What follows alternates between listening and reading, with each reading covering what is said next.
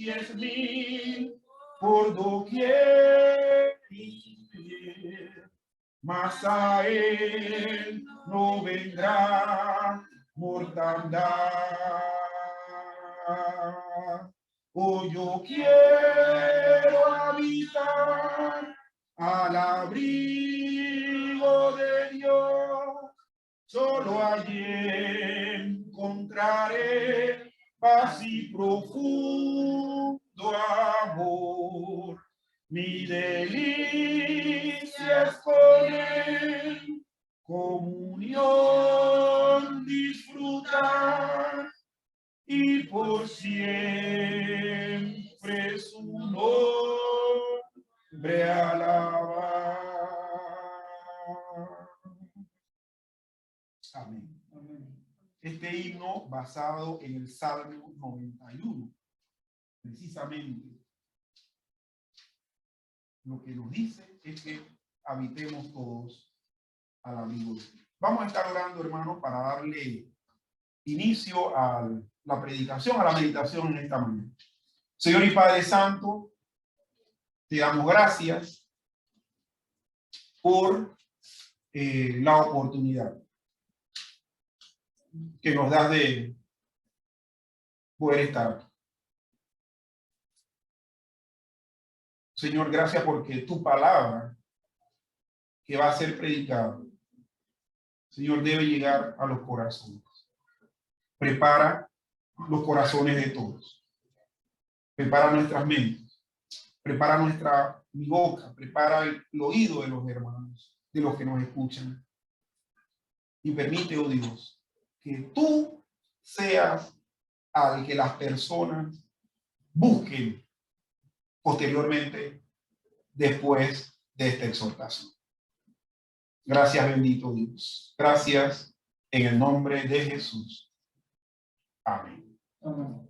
Hermanos, algo que se me estaba pasando, si alguno trajo una ofrenda, puede venir, pasar, depositarlo. Bien, hermanos, en esta mañana, vamos a ver una segunda parte de la temática concerniente a la fe. Como dijimos al inicio de este servicio, la semana pasada estuvimos viendo que sin fe es imposible agradar a Dios. Esta predicación de la semana pasada fue en respuesta, hermanos, a lo que mucha gente dice, que sin fe es imposible mover la mano de Dios.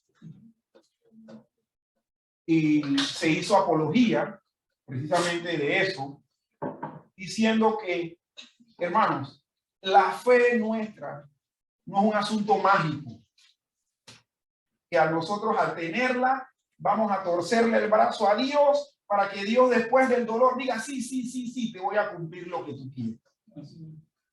Hermanos, es todo lo contrario. La fe es, como bien dice la Biblia en el libro de los Hebreos, es la certeza de lo que se espera, la convicción de lo que no se ve, pero es no del hombre persuadiendo a Dios a que haga algo, es Dios persuadiendo al hombre, porque precisamente la palabra fe, entre muchas de sus acepciones y significados, es confianza. Cuando yo digo yo tengo fe, o por ejemplo yo digo, bueno, yo tengo, Doris, yo tengo fe que eso va a pasar, es decir, que tengo alguna confianza de que eso va a ocurrir.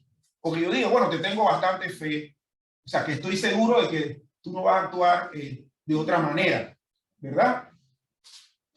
Bueno, y dijimos también que hay tres aspectos, ¿no? Que debe saberse lo que es objeto de la fe. Nosotros no podemos tener fe en algo que no sabemos. También dijimos que debe comprenderse lo que es el objeto de la fe. Nosotros no podemos tener fe en algo que no entendemos. Y hermanos, muchas veces hay personas que están enseñando cosas que ni siquiera entienden. Es mejor que en ese caso uno se calle, aprenda y posteriormente comunique. Es como que algún profesional hoy en día está ejerciendo su profesión a tientas, sin saber lo que hace. Bueno, asimismo, nosotros debemos comprender cuál es el objeto de la fe. ¿Cuál es el objeto de la fe? Ajá. ¿Okay? Y en tercer lugar, que el objeto de fe, lo que esa fe con la cual es imposible agradar a Dios, debe creerse. Bueno, precisamente debe creerse. La fe debe creerse. ¿Y cómo uno cree la fe o el objeto de fe? Obedeciendo. Entonces, eso fue lo que la semana pasada dijimos. Pero en esta mañana vamos a estar hablando de la fe misma. La fe, hermanos, la palabrita esa, este monosílabo de 2 letras, fe, es un concepto profundo e importante, pero muy mal interpretado. Como les dije, los cristianos ven la fe dentro del cristianismo, algunos, no todos, ven la fe como lo ven los paganos. Sí. Lo ven como algo mágico, misterioso. Así es. Hace calor.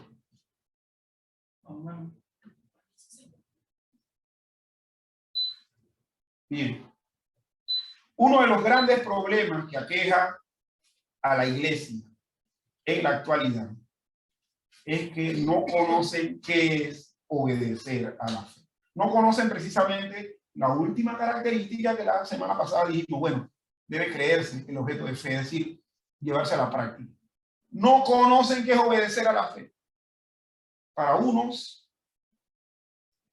que se acercan y miran de lejos, la fe es creer en dogmas preestablecidos por los líderes de las iglesias. O sea, muchos creen que, bueno, en la iglesia donde está el hermano César, ellos tienen sus reglas.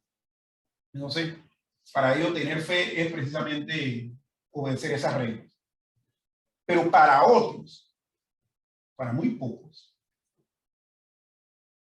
la fe es obedecer a los mandamientos del Señor.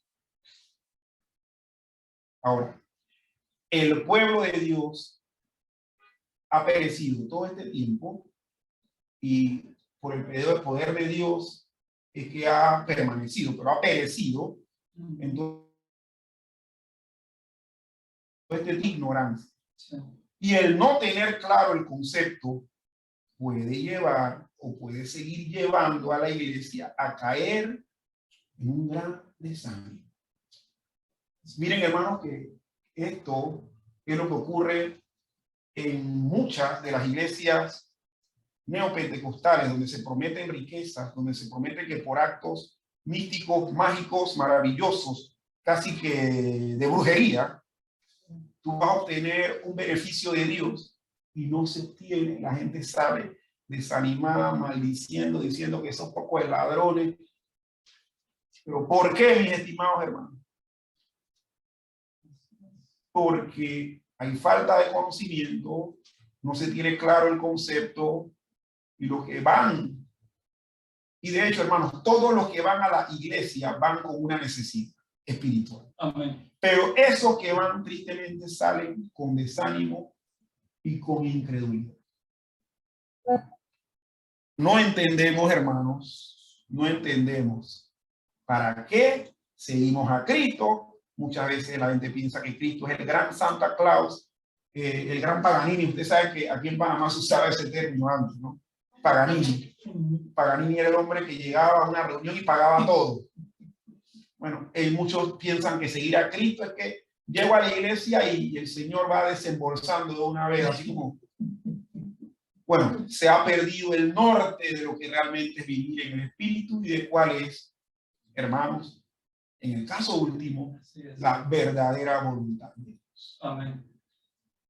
Vayamos a 2 de Corintios capítulo 12, versículo 7.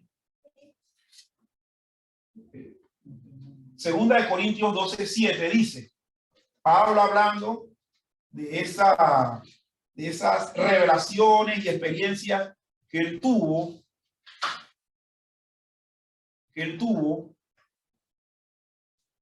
en su experiencia cristiana, él dice, y para que la grandeza de las revelaciones no me exaltase desmedidamente,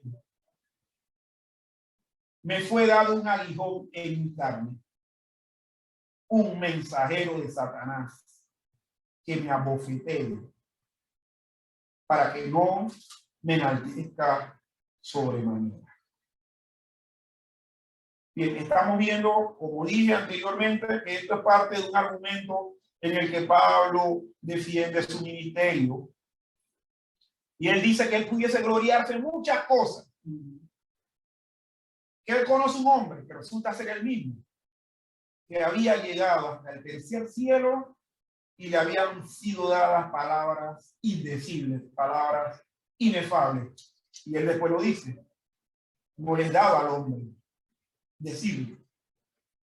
Son cosas tan maravillosas que él vio, que experimentó, con las cuales él pudo gloriarse, pero que no tenía palabras realmente con esas, para expresar esas experiencias. Es ahí donde Pablo trata un asunto físico con el cual Dios estaba, y vamos a decirlo en cierta manera, evitando que Pablo se volviera engreído porque tenía más experiencias espirituales que cualquiera, más que muchos de los apóstoles, y más bien yo quería seguir fortaleciendo la fe de Pablo. Dios le manda un aguijón en su carne. Y aquí entendemos, hermanos, que la palabra carne se está refiriendo a su cuerpo. No se está refiriendo a las otras acepciones en donde se habla de la naturaleza caída del ser humano. A Pablo le fue dado un aguijón. Ese término aguijón era algo que le causaba dolor, le causaba tristeza, congoja. Lo estaba limitando en su ejercicio como ministro, pero que él tenía que seguir ejerciéndolo con la gracia de Dios. Él le pidió a Dios que se lo quitara y sin embargo el Señor que le contestó, bástate mi gracia. Y saben, hermanos, que la circunstancia que estaba experimentando Pablo era la pérdida de su visión. Pablo, que era un escritor prolífico, que era un hombre que ofrecía discursos porque era un hombre muy inteligente, estaba perdiendo la visión.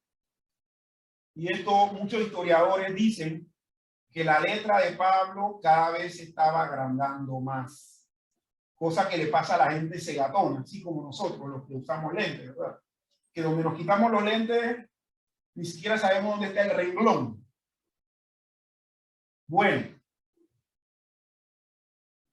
Pablo recibió ese aguijón físico.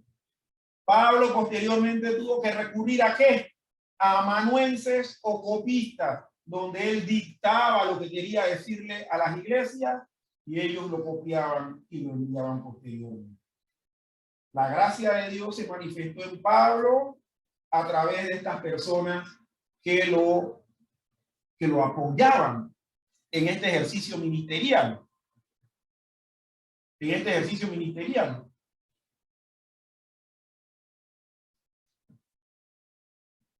Pablo sabía, dentro de su conjunto de creencias o de convicciones que tenía, es decir, dentro de su fe, Pablo sabía que lo más importante no era la grandeza personal. Lo más importante en su ministerio era la grandeza de Dios. Era saber lo fuerte que era Dios viendo la debilidad de Pablo. Era saber lo santo que era Dios viendo la poca santidad o limitada santidad de Pablo. Hermano, con esto, ¿qué queremos decir con este tema? Que en nuestro caminar como cristianos, si estamos puestos por Dios para desarrollar una vida cristiana correcta en la fe, y existe el peligro, que no debíamos de que nos volvamos soberbios. Una cosa que tienen o que tenemos los reformados es que nos tachan de engreídos, porque dice que como sabemos, etcétera, manejamos alguna cosa, queremos estarle dando látigo a la gente y nos acusan mucho de eso. Bueno, Dios quiere evitar eso. Dios lo que quiere evitar es que nos creamos los sabios de este siglo. Que desarrollemos la fe, que la practiquemos, que la enseñemos, pero con humildad, sabiendo que esta sabiduría, este conocimiento no fue dado por Dios. Si Dios puede utilizar cualquier cosa, hermano, física, con Pablo fue su visión, pero con los otros apóstoles fue situaciones de debilidad, de enfermedad y muerte. Al fin y al cabo, hermanos, Dios fue glorificado. Pablo dice, y eso lo vimos en Romanos capítulo 7, 18 y 19, que el bien que quiere hacer no lo hace, sino el mal que quiere es lo que hace. Y le pregunta a Dios que quién lo va a librar de este cuerpo de muerte. Muchas veces, hermanos, Dios también va a utilizar para que nosotros nos dirijamos correctamente en la fe, asuntos de tipo ético, moral o espiritual en nuestra intimidad. Pablo no dice con exactitud qué era lo malo que él hacía. Creo que tampoco le convenía decirlo, pero fue sincero en reconocer que dentro de él, a pesar de que había mucho bien, no estaba en él hacer.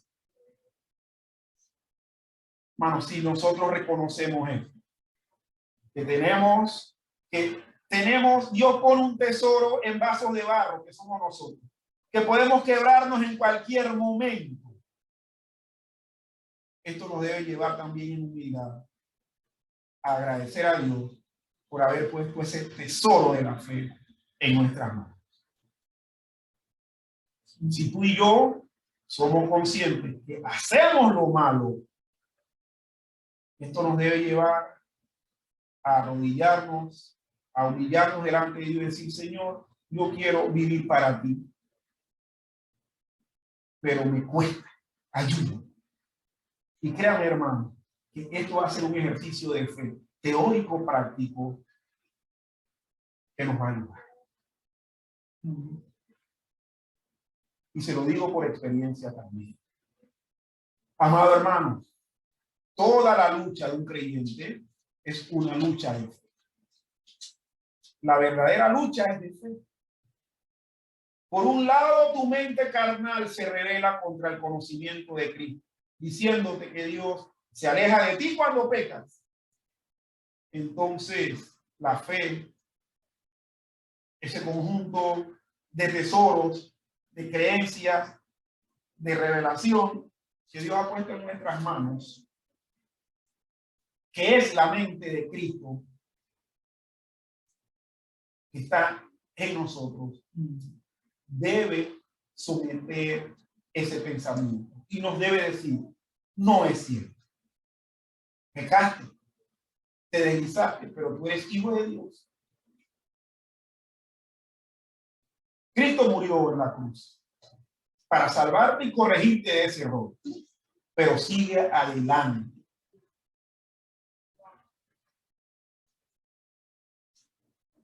Hermanos, y aquí hablamos en esto de la fe, que se torna en un asunto de la vida diaria, ¿verdad? Nosotros donde sea que vayamos somos cristianos. Por lo tanto, donde sea que vayamos estamos en ese desarrollo de nuestra fe. Bueno, nosotros vamos a tener que, para esto de la fe, saber cómo argumentar con palabras y con nuestras vidas. Es ahí que quiero llevarlos, hermanos, a 2 de Corintios 10, versículos 3 al 6. 2 de Corintios 10, 3 al 6. ¿Qué dice? Pues aunque andamos en la carne, no militamos según la carne. Porque las armas de nuestra milicia no son carnales, sino poderosas en Dios para la destrucción de fortalezas, derribando argumentos y toda altivez que se levanta contra el conocimiento de Dios y llevando cautivo todo pensamiento a la obediencia a Cristo, y estando prontos para castigar toda desobediencia cuando vuestra obediencia sea perfecta.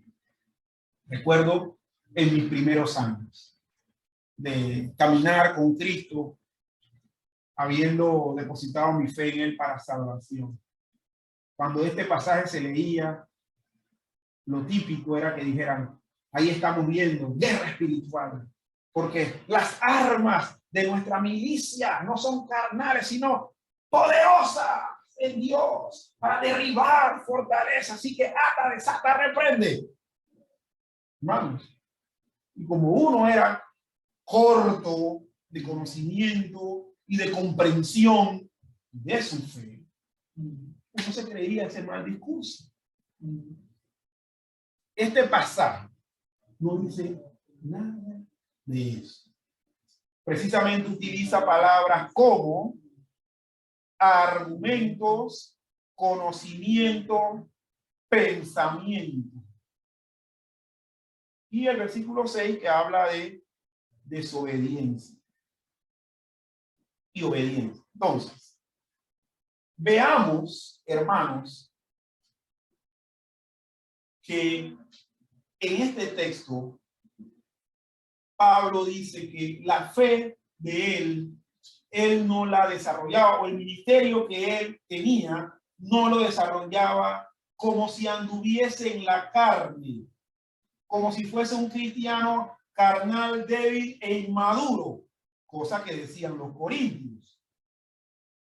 Y Pablo contesta, aunque andamos en la carne, andamos en esta limitación físico-temporal, dice, no militamos, no utilizamos lo que normalmente se usa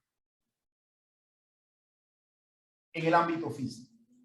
Dice, aunque andamos en la carne, no militamos. Y aquí utiliza una palabra, militar. Aquí lo está usando como verbo, pero habla precisamente de ser parte de un ejército. Nosotros los cristianos militamos en la fe. Somos parte del ejército de Dios. Bueno, aunque hay una iglesia que se llama así, pero independientemente, verdaderamente lo somos. Somos parte del ejército de Dios. Ahora, en el versículo 4 dice, las armas de nuestra milicia no son carnales. En el tiempo de Pablo, que se usaba espada, flecha, mazo. En estos días es metralleta, rifle, pistola. Bueno, las armas de nuestra milicia no son esas, pero sí son poderosas en Dios para la destrucción de fortalezas. No son carnales, son espirituales, poderosas en Dios para la destrucción de fortalezas. En este versículo 4 nos vamos a dar cuenta, si leemos todo el contexto, que las fortalezas de las que está hablando son argumentos mentales. Hermanos, Hay gente que es terca. Y la terquedad es un asunto que nace de la mente y que se hace evidente con la actuación de la persona, con el comportamiento. Yo tenía un estudiante y varias veces yo hablé con él. Él tenía un pleito con otro niño y él me decía, profesor, es que yo siempre quiero reventar la cara. Yo, no lo hagas, porque cuando tú le revientas la cara, vas a tener un problema bien serio. Vas a comprometer a la escuela y a tus padres. Bueno, la barrera, la fortaleza mental que tenía él era tal que no permitía que mis palabras, mis consejos, le convencieran. Cuando ellos se vieron una vez, hermano, ellos iban a dar y me tuve que meter. Y después del susto, porque eso, hasta el Ministerio de Educación llegó, porque estuvo en peligro su continuidad escolar. Hermanos, nosotros en esto de la fe, en el buen uso y predicación de la palabra y para la buena aplicación de nuestra fe en la vida diaria, hay fortalezas, hay muros, pero que se han de derribar de manera espiritual, de manera mental, no con metralleta, no con puñal, no con puño. Es con lo que vamos a ver en el versículo 5. El versículo 5 dice, derribando argumentos y toda altivez que se levanta contra el conocimiento de Dios y llevando cautivo todo pensamiento a la obediencia a Cristo. Sigue el versículo 5, hermanos, hablando de un asunto bélico, militar, porque se dice derribando. En esa época eran muy comunes estas construcciones donde se ponían en las paredes de la fortaleza y la gente escalaba. Y también habían otras construcciones, era ingeniería militar de la época, donde habían catapultas. Tú ponías una piedra y esa piedra iba encendida con un combustible y iba rompiendo muros y quemando a quien estuviera enfrente. Derribando argumentos. De la única manera que se podían derribar los muros era de esta manera. Pero aquí se habla en un lenguaje militar que lo que se va a derribar no son muros, ya que nuestra lucha no es carnal, sino espiritual. Dice que se van a derribar argumentos. Y hermanos, quiero que sepan, la palabra griega para argumentos es logismos. ¿A qué le suena logismos? A lógico. ¿Verdad? Hay una palabra en el Nuevo Testamento que se traduce como verbo. En Juan capítulo 1 es logos. Derribando argumentos de palabra. La fe nuestra, a través de una buena enseñanza y una buena predicación de la palabra, hace que el que tiene la fe bien construida derribe los argumentos mentales del que se opone al conocimiento de Dios. De hecho, como les dije, esta palabra en griego se parece mucho a lógica, ¿verdad? Y la lógica, hermanos, se construye en la mente, en el interior del individuo. Entonces se derriban argumentos y toda altivez. Nosotros sabemos que la altivez también es un asunto del corazón. Toda altivez que se levanta contra el conocimiento de Dios. Y el griego, la palabra griega para conocimiento es gnosis. De hecho, en inglés hay una palabra que es knowledge, que viene precisamente de gnosis. Y knowledge significa conocimiento. La fe derriba argumentos que impiden conocer a Dios. Y dice, después que se ha derribado ese argumento que está haciéndole frente al avance del conocimiento de Dios, pues se está viendo esto como si fuese una batalla. Dice, gana la batalla y lleva cautivo a los perdedores. Lleva cautivo todo pensamiento a la obediencia a Cristo. Ahora le pregunto, ¿saben cuál es la palabra griega para pensamientos? Es una palabra parecida a la anterior. Es dialogismos. ¿Y a qué le suena dialogismo? A diálogo.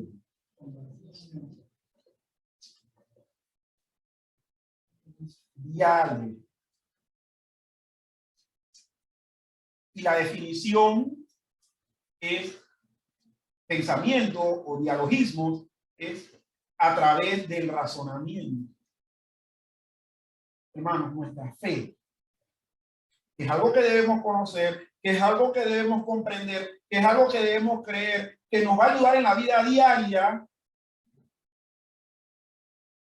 Hermanos, es una batalla, el ejercicio de ella es una batalla que es dada por las mentes de las personas.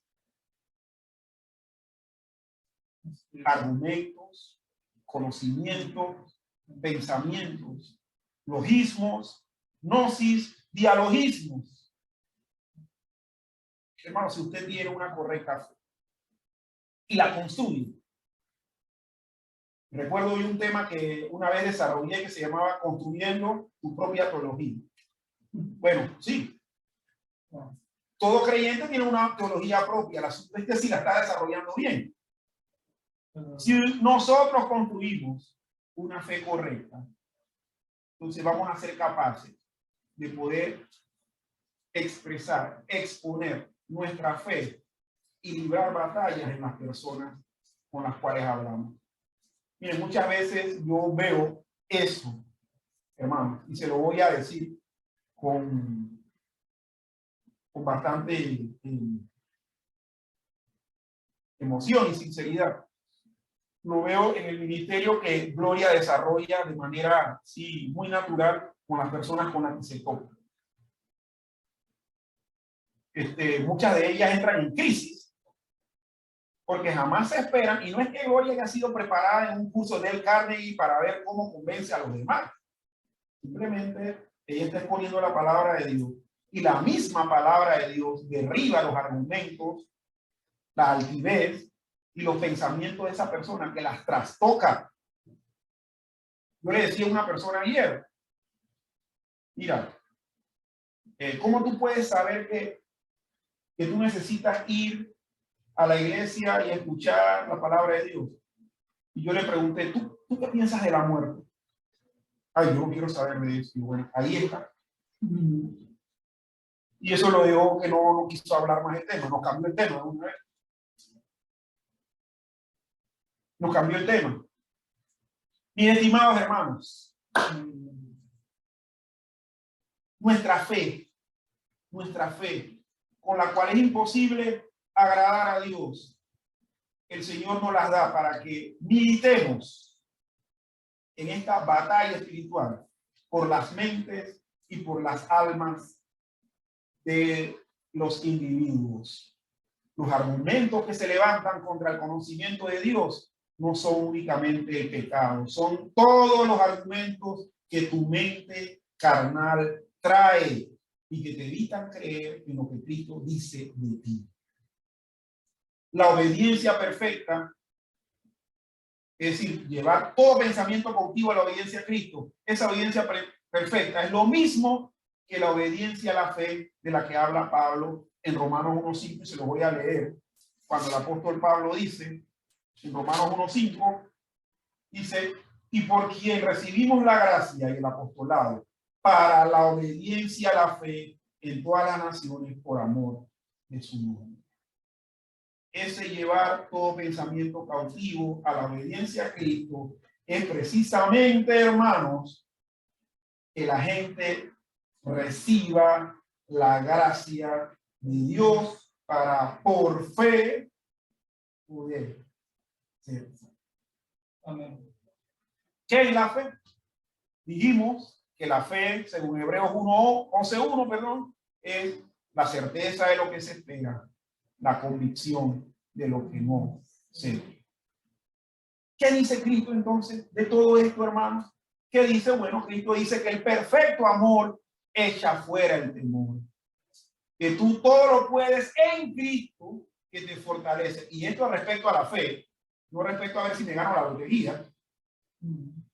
Que todo lo puedes en Cristo que te fortalece. Entonces, tú lo que tienes que hacer es llevar cautivo esos argumentos, esas barreras, esas fortalezas que te hacen creer todo lo que crees. Tienes que llevarlo cautivos a la obediencia a Cristo, que entonces es sinónimo de obedecer a la fe. Pues quien obedece a la fe, obedece a Cristo. Y quien obedece a Cristo, tiene vida eterna. Amén. Hermanos, para poder vivir en el Espíritu, es necesario tener fe. Es necesario creerle a Dios. Pero no con la fe particular, propia y exclusiva que tú has construido, sino con la fe que viene de Dios. Esa fe está contenida en su santa palabra, revelada por el apóstol Pablo, y cuando tú la conoces y la entiendes, puedes vivir conforme a la voluntad de Dios. Le vas a encontrar sentido a eso de la voluntad de Dios, a eso de la vida. Puedes vivir a plenitud ese amor y lo podrás derramar con los que te encuentres. Ese amor perfecto que echa fuera todo temor. Y por eso la Biblia dice que el verbo era Dios y el verbo se hizo carne y moró entre nosotros.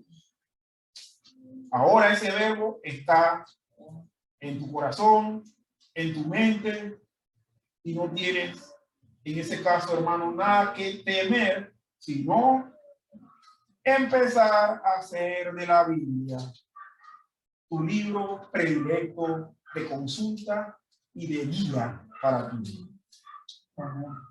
El Señor les bendiga. Hermano, le invito a ponerse en pie.